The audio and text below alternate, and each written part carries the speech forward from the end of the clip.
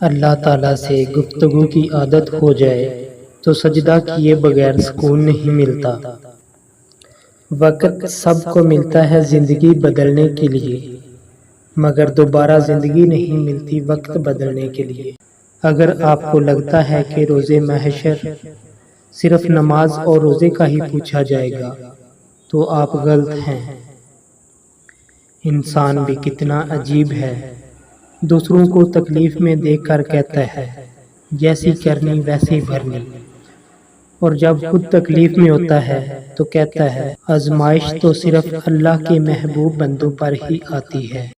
لذت کی وجہ سے گناہ نہ کرو، لذت ختم ہو جائے گی، گناہ باقی رہ جائے گا۔ اور مشقت کی وجہ سے نیکی نہ چھوڑو، مشقت ختم ہو جائے گی اور نیکی باقی رہ جائے گی۔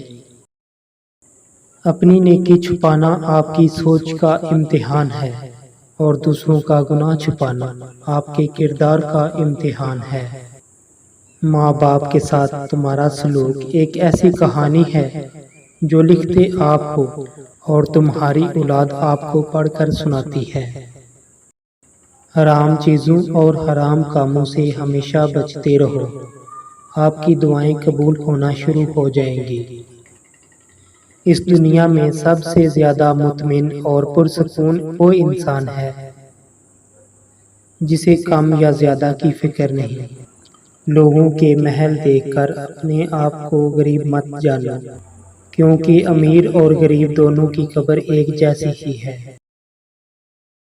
عاجزی میں کامیابی، تکبر میں ناکامی، سچ میں خوشی، جھوٹ میں پریشانی، صبر میں برکت، غصے میں نقصان، گناہ میں بیماری اور استغفار میں شفا ہے۔